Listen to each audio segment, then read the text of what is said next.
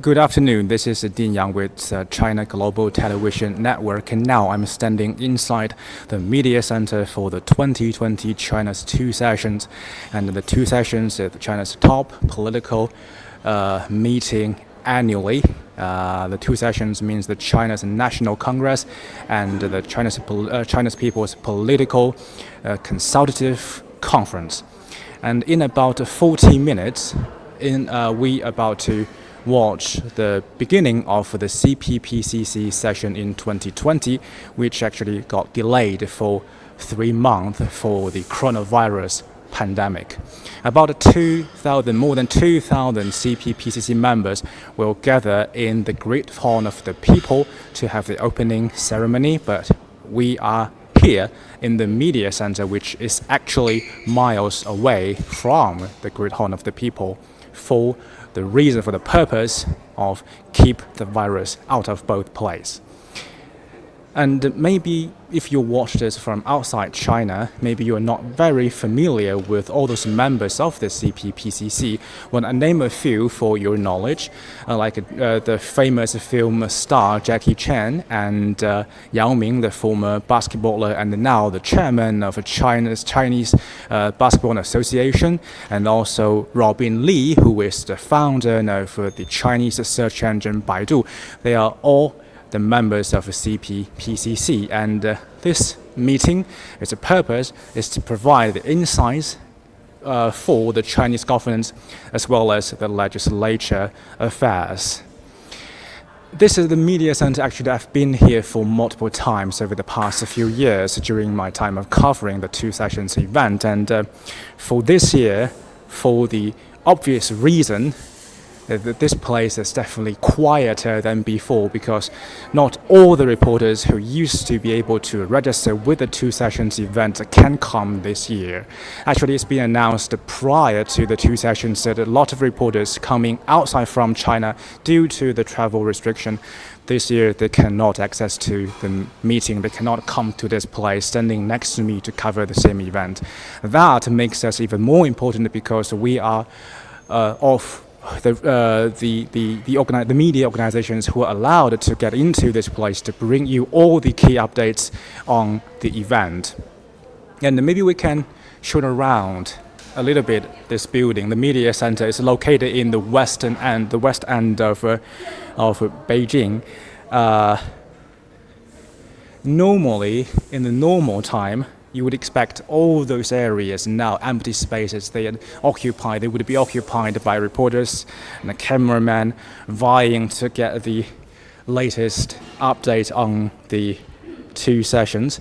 But now, I think I really need to spend some more time to get used to this quietness here. But not all the places in this media center are quiet, and apparently, because over there at that corner, there's a press conference room. In about 20 minutes, actually 15 minutes, it's going to be the first CPPCC member corridor is going to be held there. For those who are not familiar with the term, a CPPCC corridor is a format where the CPPCC members will take questions from the media. And because of the coronavirus, because of the global pandemic, this format is going to change a little bit. Normally, the corridor, and together with a lot of other press conferences, could be held in the Great Hall of the People.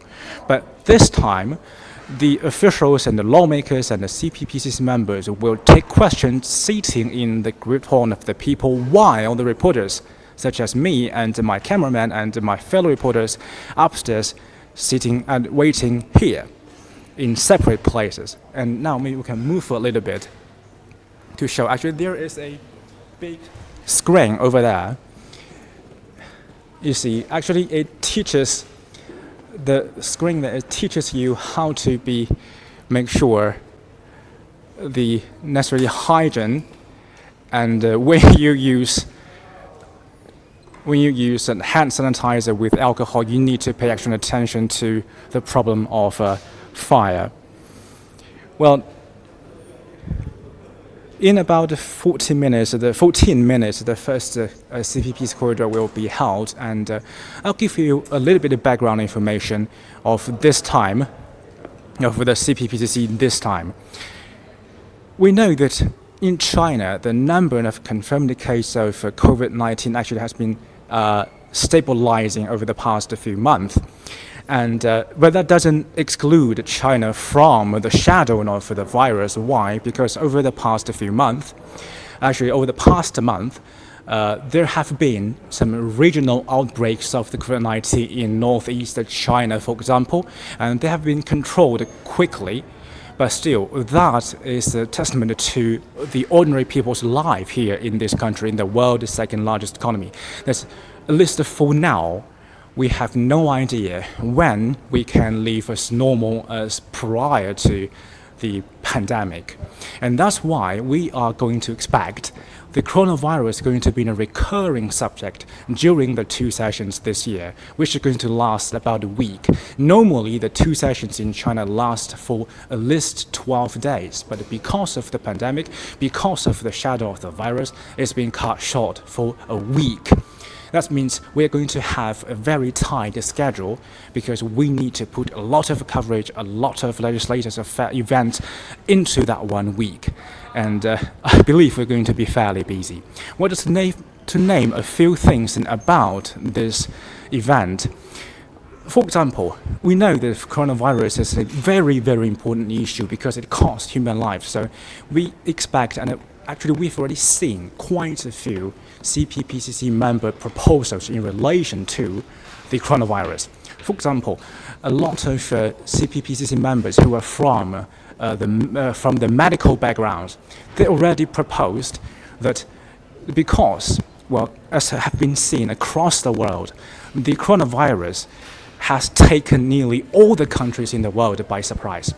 No country, be it a developed country, be it a developing country, no country has proved that the medical system is sufficient, is powerful enough to counter such a huge blow to the system. So a lot of CPPCC members in this country have suggested now is the time for us to optimize further China's medical system, to improve the medical infrastructure. And those proposals are definitely going to be the focus of our coverage this year. And apart from that, we all know that the coronavirus has huge economic influence and impact. And I have to say, those impacts, they are negative. The pressure on not just the Chinese economy, but on the economy of the world, of the entire world, has been huge. Of course, the CPPC members are from the economic and the business backgrounds. They need to bring the voices from the entrepreneurs, from the business people, from the small and medium-sized business owners to the China's top legislative event to tell the policymakers what those small numbers in the wake of the coronavirus need. And from there, they need to bring back policies. They need to bring back legislatives to help tide those small businesses as well as the big business who suffer a lot during the pandemic to tide them over. And that's another issue that I personally gonna focus on. Okay, so enough of the big talks. Now let's focus on something else. I'm a tiny issue which is kind of blown into more significant and more important status, the contact.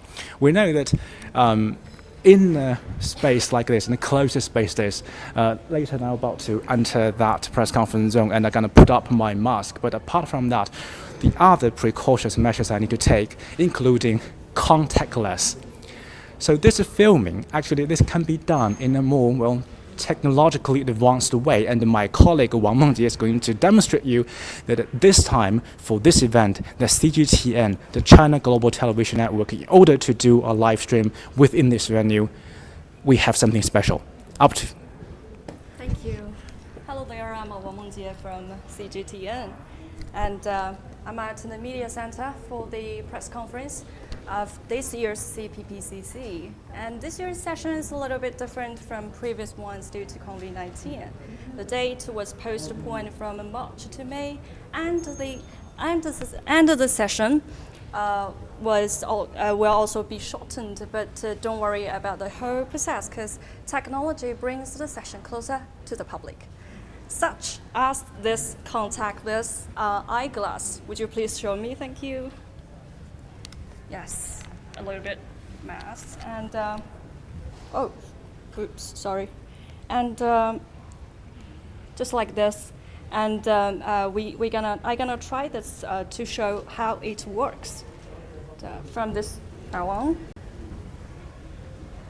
Okay, and you can. We'll try the sanitizer. So give me a little bit time, yeah. And the Media Center for Health Concern. The Media Center offers a lot of cleaning equipment for the reporters, and including the sanitizer and the web tap. And so far, so good. And I want to give you a longer view.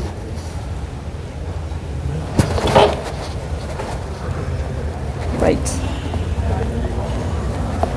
And as you can see, the whole view about the media center. And this is how the glass, the contactless glass, captures motions. Okay, right. So let's finish this one. And give me a minute. Yeah, sure. And COVID-19. Yeah, sure. And COVID-19 has also changed the arrangement of the meeting as well as the topics on the agenda. And can you show the press hall right now? And in the post-pandemic era, a number of CPPCC members have prepared the pandemic-related proposals. Certainly, they are from all walks of life, so they are also expected to discuss the topics within their own range.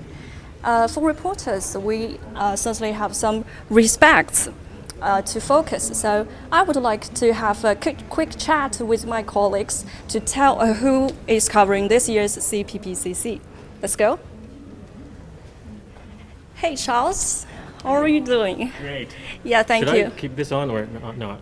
Would you please? Yeah, would you please? Sure. Just show my face. Yeah, show the so audience that I'm not a your robot. face. Yeah, sure. Yeah, and we're doing a live show for the CGT and audiences Right. about this CPPCC. Okay. And I want to know what topics you care about the most during the Yeah, CPPCC. because I'm a business reporter, so Yeah. I mostly cover finance and economics. And this year, we're in such an interesting time because this is considered one of the biggest, most disastrous economic hardships for the entire world, especially for China, because we know that China's economy dropped 6.8% in the first quarter. That's unprecedented. So a lot of focus are on this year's economic, GDP target, if there's any, and how China is going to rebuild its economy. Because in the second quarter, we did see some recovery, but it could be short-lived because in the rest of the year, we might be combating the second wave of coronavirus outbreak. No one is ready for that, and we are expecting some sort of escalating trade relations, trade confrontation between China and U.S. because the U.S. might be seeking some sort of economic compensation to make up for the losses during their unsuccessful fight against the COVID-19 outbreak there. So those are pretty serious risks for China. I actually put a lot of notes on my phone. Ignore the cracked screen because I've been running around too much. Yeah. But you can show to our audiences I have all your homework. quite a long notes list. So these are the topics I'm going to cover this year, and hopefully I will find answer to all these questions, because the main course for this year's MPC session is going to be tomorrow, because Premier Li Keqiang will unveil the GDP target, which is going to be super tricky, because given the economic situation right now, it's such a hard answer to give to the public, and also what kind of measures China will put into place to shore up growth. It's going to be a combination of fiscal and monetary policy for sure. But we'll see. Whether it's those traditional commodity-driven economies or the new economies like 5G and technology, it will be exciting to see. Yeah, we're looking forward to it too. So thank you so much. No problem. And I know you're going to attend the meeting. Yeah, and it's I don't about to wanna waste begin the second press conference. Yeah. This is the opening of the CPPCC. That's always a mouthful, but just consider it the advisory body. Sure. for the NPC session, Thank for the you. lawmakers. Good luck. Good luck. luck. Yeah. Thank you. And then I have another colleague who is, she is kind of like a wild card to cover both the CPPCC and NPC 2 sessions. Let's check how she think about this time's 2 sessions. And Serena. Hi, how are you? Yeah, would you please share your comments about this year's 2 sessions? Yeah, sure. I know, we're kind of running out of time, so I'll just put things short as much as I can. So basically, I think there are 2 major topics are expected to raise discussions during this year's 2 sessions, the health and the civil code. Health meaning I'm talking about the public health. As you know, everybody knows China and the rest of the world are still battling the COVID-19 pandemic. Yeah. As you know, given the time, we have a 2-month delay for this year's 2 sessions, which meaning, the whole pandemic has got some, under control, at least in China. So I think the questions related to, public health, our national medical system will be like a popular topic, discussed in this year's 2 sessions. And the second one will be the newly launched or is about to draft into law the civil code. It works like an encyclopedia for every single citizens in China. From the moment you're born until the moment you're be gone. So basically, I know there are. Around 1,200 words being drafted in this law, and what specifically, we will be expecting from this civil code. I think we should be looking out for this during this year's 2 sessions. Sure. Thank you so much. Thank you. Yeah.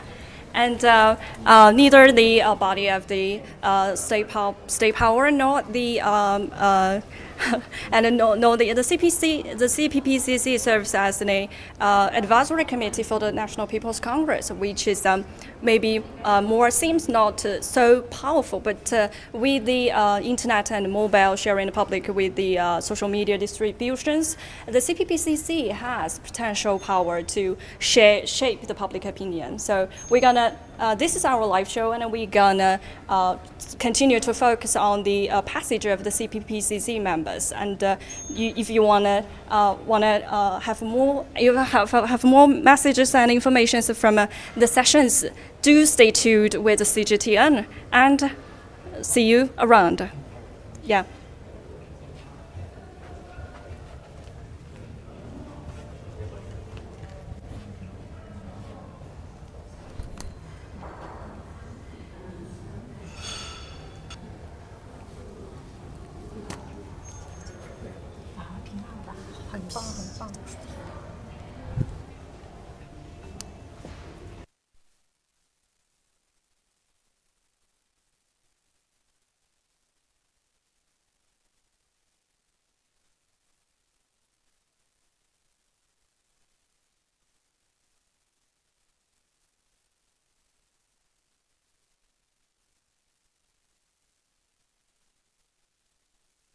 Pandemic affect the set agendas like poverty eradication? We know this year is the final year for China's goal of eradicating absolute poverty. The clock is ticking and the overall economic situation is not looking so good. Your thoughts on this?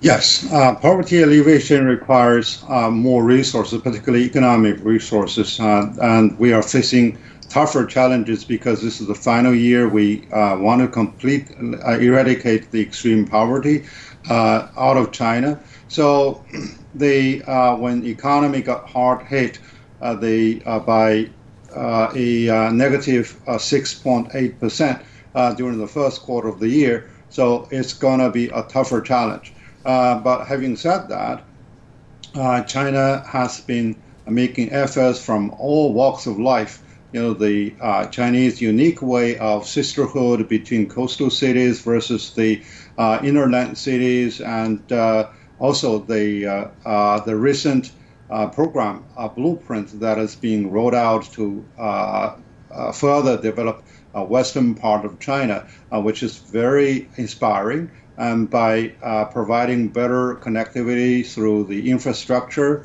both in terms of railroads, and also the telecommunication. And the other is we noticed that it is really catered for capacity building. More of the coastal areas will send more teachers, trainers, and scientists to help the local economy and also to help to develop the human capacity. So that's very much encouraging. So over the past experience, we do see that once we are resolved to address a certain big issue, we are going to achieve it despite of all the difficulties. Yeah, thank you so much, gentlemen, for your thoughts. And as we speak, we heard about the agenda for the opening ceremony. In less than an hour, Chairman of the CPPCC National Committee, Wang Yang, will deliver a work report. And now we have the members' corridor for you happening right now at the Great Hall of the People. Such a cohesiveness and union is actually to gather people's strength, particularly in front of such major epidemics. Another point is because of our system. China has such a special system determining that in face of such major disasters and difficulties, we can unite together to conquer the difficulties. Particularly in our systems, we can collect the wisdom of all people and the resources from all sides in order to constitute the power to confront the challenges. Another point is professionalism and the spirit of those staff members in the medical sector. They have been shouldering their responsibility of serving the people, particularly in those battles that mostly need their spirits. They have reflected such spirit to the full. National strength is another key pillar. In the past 40 years of reform and opening up, China's national strength has made headways. This time, it has been fully reflected in this battle. We have a complete production chain and we have a quick action in gathering resources from all sides, and in the provision of resources, we are a power. Since the founding of PRC 70 years ago and the reform and opening up policy 40 years ago, such a national strength development has been obvious. So I do think that in the front line, we could feel firsthand the power of culture, system, and national strength in winning this battle of COVID-19, laying a solid foundation for this victory. For the next step, we will consider that in the wake of this epidemic, we must reflect upon the experience and continue to improve our public health system. And there are several measures to work on. First of all, in education of medics, we must enhance our education. We must have such an appeal of talents to work in the medical sector and a good cultivation system. In the career of those talents, we must be able to motivate them so that they can play their role. That is to say, to do a good medical education, the key is to have a good career prospect in order to attract more talents. In addition, medical research. In the 21st century, life science is the essential, and medical and health development matters to people's lives and economic and social development as well as social safety. And we have been aware of that point crystal clear in face of this epidemic. So in the era of life science and medical development in the 21st century, our government must construct such a system of medical reform. And we must take major actions and practical measures. For example, a national level guidance and coordination mechanism in medical research. We must build such big medical research institute and health stations, and we must offer medical-related funds for that purpose. People have been arguing about the building of public health system, and one key is to combine prevention and treatment. Previously, such two fronts have been separated, and we highlight that combination ever since. So in the future, we must integrate the two front lines. Only when we combine prevention and treatment together can we rise up to the challenges. Thank you. Thank you, Member Wang Shen. Now let's continue the Q&A. In the second row. Thank you. I'm from the Guangming Daily. My question is to Member Wang Jing. In the past several months, all Chinese have seen how traditional Chinese medicine have played its role in controlling epidemics. So, as an expert in TCM, could you share with us about your take on the role of TCM? Thank you for your question. This novel coronavirus, we could safely say that there is no special drug to treat it internationally. In the beginning of this outbreak in Wuhan, it has been hit hardest. The TCM experts came to Wuhan to help control the epidemic. All of those patients have been confirmed with COVID-19. They are in severe conditions. So many patients may be wondering, will TCM work? One 83-year-old lady was in a poor shape, and she was with a lot of symptoms. She cannot eat and she couldn't sleep. Her families have been desperate. So our medical team offer meticulous treatment, and every day they will meet and consult the symptoms together with that old lady. So with our caring, that lady finally was discharged from the hospital, and her family was finally convinced about the role of TCM. That was one touching story. Of course, this is no exception. By March the 30th, in the south part of the hospital, we have gathered 158 cases, and 140 of them have been discharged from the hospitals with very obvious improvement of their health condition. And the frontline national staff member of our TCM experts have even written a book about their experience, including a lot of TCM-related contents. That will be the highlight for the TCM studies and researches nationwide. So with no elixir to the coronavirus, TCM could offer customized solutions to our patients in a short term. The prescriptions, drug administration, and health improvement have been handled properly. The techniques of the doctors could be given full play with TCM support. China has a long history of responding to such epidemic. Since the Western Han dynasties, we have faced at least 350 of such epidemics, but we have recovered from those disasters. Then we keep pondering. The transmission of traditional Chinese culture, particularly the transmission of the traditional Chinese medicine culture, must play a role. They proved themselves efficient.